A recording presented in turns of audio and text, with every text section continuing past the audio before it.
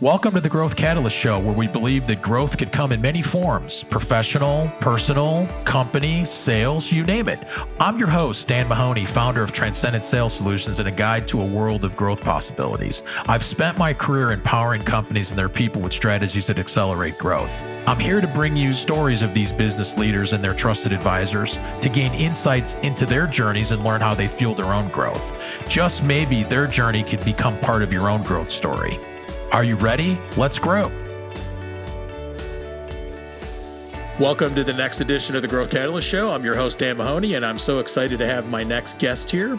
Jon Lassiter is the founder of Lassiter Management Partners. He is a highly skilled fractional executive and trusted advisor specializing in operations, finance, and technology. Over his impressive career, Jon has assisted businesses in tackling complex business challenges to meet their goals. Jon and his wife, Jennifer, raised their 5 children in the Atlanta area. Jon, welcome to the Growth Catalyst Show. Hey, Dan, how's it going? It's nice to be on the show. It's great to have you here. I'm so excited to learn more about your business and about you. So you're from Florida, correct? Yes, I'm from Orlando, Florida. Graduated college at University of Central Florida. Moved here about 19 years ago to raise my family and have the ability to visit all the parks here in Georgia, get outside, hike, and spend some time outdoors. And there's plenty of those here in Atlanta, I'm sure, and actually in Georgia itself, with parks. Yes, it's great. There are plenty to go to. Recently just went up to Blood Mountain with 3 of my boys and hiked to the top of Blood Mountain, spent the afternoon there and hiked back down. We absolutely love it. So going back to your time growing up in the Orlando area, where did you go to school? So I was part of the charter class for a brand new high school, University High School, as a matter of fact, right near UCF. Both my older brothers went to Winter Park. That's where I was supposed to go, but it was getting too crowded with growth. And they built a school actually where my best friend's grandfather had a orange grove. So I spent many of years riding 3-wheelers and stuff through that orange grove, and it was really crazy for that to be turned into my high school. Wow, that's that. So literally, you grew up in an orange grove. Did you do a lot of work in the orange groves when you were a kid, or just riding through it with the 3-wheeler? Just riding through with the 3-wheeler and his grandfather's tractor. But no, I did not work the orange grove, thankfully. So in college, what was the plan in college, going into college? Like, what was your career path kind of going in? I always knew I wanted to be in business. So I focused on everything from IT to human resources to management in general and even marketing. So I really kept my education broad, knowing that leaders need to be able to pull from all those different areas. And it still serves me well today. So coming out of school, you kind of kept that path. Talk a little bit about what you did, once you were right out of school. What was your first position you had? Yeah, so I worked for a full service automotive advertising agency in Orlando. Started out in the media department. I actually was the one that scheduled live remote sessions where the broadcasters would go out to a automotive lot for 2-hour period of time, give away prizes, broadcast live on the air, and it would be Saturdays and Sundays. And I scheduled those for car dealerships all over the United States. Worked that position for about a year and then moved into the accounting department. And about 5-6 years later, I was the controller of that whole advertising agency in Orlando before I moved up here to Atlanta. You just took me back in time. I remember as a kid growing up listening to car dealers go and do that on the radio. That's something that they just don't do anymore. No, it is crazy. And being in that role, you were planning 3, 4, 5 months down the line. So it was like everything I was doing was for something in the future and then following up like the week of to make sure everybody was going to show up. And it was crazy. It just felt like it made everything go by so much faster. And things for me sort of slowed down when I went into the accounting department because it's a lot of current, a little bit of future forecasting, but sort of looking back. And for me, that really just worked. So what positions brought you here to the Atlanta area, or position, I should say? Position brought me here to Atlanta was working for a media buying and placing agency. So they didn't actually do commercials, but it's a global company called Initiative. and they had an opening in the finance department. And it was an area where I knew I wanted to hone my skills on financial modeling, getting into analytics on the financial statement. I actually worked really close with the Home Depot's finance team. With them being a publicly traded company, I was over the whole marketing budget. It was about $450 million. And I would go over to the Home Depot campus here in Atlanta twice a month and work with them on where our budgets were actually aligning, and then working on processes with our three offices. So I was in Atlanta, we had a West Coast, which was for national TV, and then we had a New York that was sort of print and radio, and working with the three different divisions to make sure we would reallocate. So if you missed a national TV spot, that could be a million plus. So shifting that budget so we kept their SEC reporting variance to a minimum, and then working with their finance team twice a month of where those monies were being reallocated within their existing budgets. Let's take a moment for a quick word from our sponsor. This episode of the Growth Catalyst Show was brought to you by Transcendent Sales Solutions. Whether your company is facing uncertainty, declining sales, or resource limitations, Transcendent Sales has the solution. Their team has decades of experience helping businesses find alignment to meet their growth goals and transforming underperforming sales organizations into revenue-producing market leaders. They take a hands-on, results-oriented approach to solving sales challenges. Visit transcendentsales.com to learn more and subscribe to the bi-weekly Growth Catalyst newsletter for insightful growth strategies. Transcendent Sales Solutions, empowering businesses to reach new heights. And now back to the show.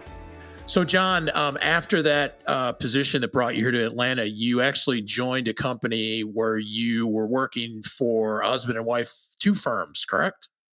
That's correct. Yeah. So for nearly 15 years, I worked for a husband and wife that ran two completely separate entities. They shared office space, but he ran a market research company, which we ended up later on about 2015 ish, flipping that to a SaaS based company around location based insights.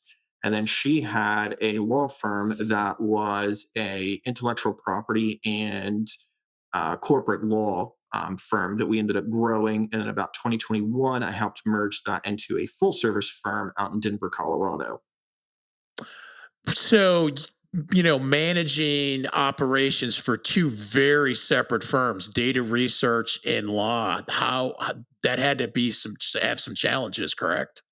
Yeah, there was definitely day to day challenges. I'd come out of a working leadership lunch for Babbage and walk into the managing partner's office and be working through some strategy on maybe an upcoming merger and acquisition, or potentially an issue with an existing client, or one of the associates, and sort of have to flip my brain to that, focus on that. Who am I communicating with? What's the best way to sort of navigate what needs to get done, and then get back to my office and make notes from the two different meetings that I just come out of, and action based on priority those things. But in retrospect, it was a great training to get you ready to start Lassiter Management Partners. It's really sort of the catalyst that helped me make that decision about a year ago. I've done some consulting separate with a technology service company, working with the CEO there that was sort of entrenched in the day to day, and helped work through sort of some standard operating procedures from him from an accounting standpoint and an operations standpoint, to where he could easily bring in a bookkeeper, which I helped him identify, to take some of that work off of his plate and he can focus on his core strengths.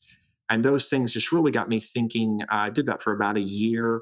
Things got really busy with the merger, with sort of getting things on the SaaS side for Babbage and just sort of getting pulled in between. I sort of stepped away from that. Post COVID, really sort of had the itch to do what I'm doing today, and I love it. So, the interesting thing about your business is fractional COO, and you've mentioned it during our talk today, is you've mentioned operations, financial, technology, marketing. That's a lot of areas to touch in a fractional executive. Yeah, it is, but it's the areas that are my strength. I mean, even back when I was an accountant, maybe even bookkeeper with that full service firm in Orlando, we went through some tech upgrades. And I remember sitting in the server room working with the tech guys as we were bringing some stuff online because they needed to be off site. And it was just an area of fascination and understanding for me. So being able to balance those three aspects has always sort of been baked into my experience, my background, even working with the media buying and placing agency, sort of the operations side and the finance side, not as much tech because that was handled out of the New York office. So what is, I'll call it, a trigger that you see for a client? I mean, people don't wake up and say, I think I need a fractional operations executive. What brings you to the table for that? A lot of the triggers that have brought clients to me today is either the realization that they are too entrenched in the day to day and there has to be a better way to get things done and focus on their core competencies. Are they an attorney? They want to spend more time acquiring clients, working with their existing clients. Are they a marketing firm? They want to be creative. I take that burden of those day to day and sort of that trigger for them, I take those burdens off of them. The trigger for them is realizing they're sort of in this position where growth is a challenge because they're getting pulled in too many different directions. Lawyers in the same boat where, maybe an equity partner that handled some of the finance and operations is retiring or leaving the firm. And now there's that gap for the other equity partners that who's going to handle this. So having somebody with that fractional role that has the experience across those three areas, it's really been great for me to step in and work with them on a part-time basis based on their budget to achieve their needs and get those components off of them. So the type of businesses you work with, of course, service-based businesses, you mentioned law firm. What are some other industries that you can help a client with? So I've got professional services firms, those that are providing services to other B2B type companies. So like bookkeeping, back office support, marketing companies, tech startups, law firms. But really the joy of what I do can go across any industry. I'm in talks with several that are from healthcare to manufacturing. So areas that I don't have that much experience in those industries, but I know my area of expertise, and that pretty much applies across any industry. So across the board, what do you see the biggest challenges that a lot of these companies you're working with are really facing? I think a lot of the ones that I am dealing with today really have that lack of structured processes, whether that's from the operations side, standard operating procedures, workflow optimization, sort of removing those bottlenecks or duplication of work, or on the financial side, where helping them sort of translate, yes, your P&L looks great. Yes, you've got cash in the bank. Here are some tax planning things you need to be thinking about. Here are some cash flow management things you need to be worried about and planning for, and interpreting sort of those financial statements and the planning aspects of finance, helping them sort of focus on that when it's necessary, but yet allowing them to have that freedom to focus on their core competencies. So when you're working with these companies, they might have someone that is already doing operations. A lot of time, it probably be the CEO. They definitely have finance. They might have technology and even some marketing. Do you find that there's conflict when you're working with these folks that might be already in the company, or how do they accept you in that role? Actually, it's quite the opposite. Yes, they do have the people in those roles, but having somebody in that leadership role that understands and when they're faced with an issue, helps them sort of talk through and strategize ways to deal with it. So whether that's, I'm working with a client right now, all of their insurance are up for review, from professional to cyber to workers' comp and all of that. It is insane going through all those quotes and figuring out which is the right level of sort of risk mitigation in all of those policies. This person's done it for years. They've kind of gone by gut. Now they've got somebody they can bounce some thoughts and ideas off of based on my experience and things that I've seen. And we're able to put together with the agent a better protection within our budget that they didn't even know was available. Okay, that makes sense. Um, I was looking at your website this morning, and I saw something you had mentioned, the Lassiter Management Partners (LMP) process. Can you talk a little bit about that? Yeah, so the LMP process, I usually lean on heavily in the beginning. So, starting out with a client, having that discovery session free of charge. Tell me about it's almost like it's funny. Back when I was running a team, people would come into my office. I had this horrible orange couch color in my office. They would come in and tell me their problems. And it was like, come in and tell me what's going on. So, I've used some of that approach to have some questions like you're doing today, guiding the conversation, but it's 90% them telling me what's going on. What is their vision? What are their hurdles? What do they want to achieve, but they can't get past whatever roadblocks are in the way? And meanwhile, I'm taking notes, recording the session, and then I can interject those little pieces of hope. Yeah, we can get there. Here's a couple of things we could do. And seeing the reaction on their face is fantastic, where it's like, relief. We can get to where I want to get to without this huge expense, this huge timeline.